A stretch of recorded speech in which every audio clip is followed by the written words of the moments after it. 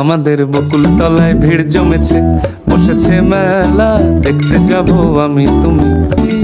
সে মেলায় দোকান কত সারি সারি, মাটির পুতুল রকমারি, মিলছে সেথায় বাউল ফকির হাট।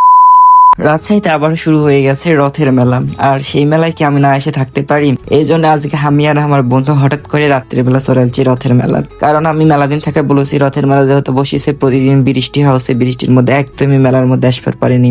এই জন্য আমরা ঘুরে বেড়াচ্ছিল, আর হঠাৎ করে আমার বন্ধু বলেছে চল রথের মেলা যাই। মেলাতে আসতে আসতে প্রায় রাত 11টা বাজে যায়। তাও হলো এই মেলার মধ্যে অনেক বেশি ভিড় ছিল। আর মেলার ঐতিহ্যবাহী খাবার হচ্ছে জিলাপি, আর যেটা হলো আমার খুবই পছন্দের। গুড়ের জিলাপি হোক আর হলো চিনি জিলাপি হোক, দুইটা এত বেশি পছন্দের। এই জায়গাতে হলো রাতের 11টা বাজে, কিন্তু এখনো এই জিলাপি ভাজতেই আছে। আর এইদিকে আসা মেলার মধ্যে দেখো বেলুন কত।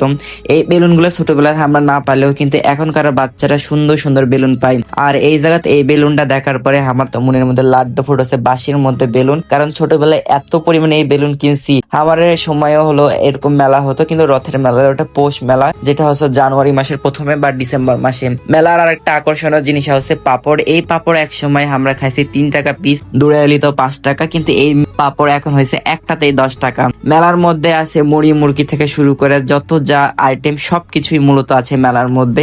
এক জায়গায় সবকিছু পাওয়া যাবেন। গ্রাম বাংলার ঐতিহ্য হচ্ছে মেলা, কিন্তু এই শহরের বুকে একটুখানি সবাক স্বস্তি দেওয়ার জন্য এই মেলার মূলত আয়োজন করা হয়। আর এরা আসলে রথের মেলা। রথের মেলা মূলত হয়ে থাকে জুন জুলাই মাসে বা বাংলার আষাঢ় মাসে। এই মেলা হচ্ছে হিন্দু ধর্মাবলম্বীদের একটা মহান বড় উৎসব, যেটা হলো প্রথম দিনে একটা রথ যায়, তারপর 9 দিন পর আরেকটা উল্টো রথ আছে। যদিও এত ভালো করে কিছু জানি না, কিন্তু এইটুকুই জানি। হয়তো এখন অনেকেই বলবে হিন্দুর মেলাতে আমি কি করছি, কারণ আমরা বাঙালি। হিন্দু মুসলিম বৌদ্ধ খ্রিস্টান সবকিছু মিলে আমার এই সম্প্রীতির বাংলা, সবার বাংলাদেশ।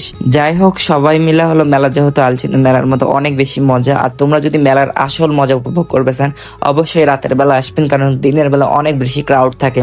আর এখন তোমরা জানে দিনের বেলায় সারাদিন বৃষ্টি হতেই থাকে, বৃষ্টির মধ্যে তো কোনো কিছুর কুল পাওয়া যায় না।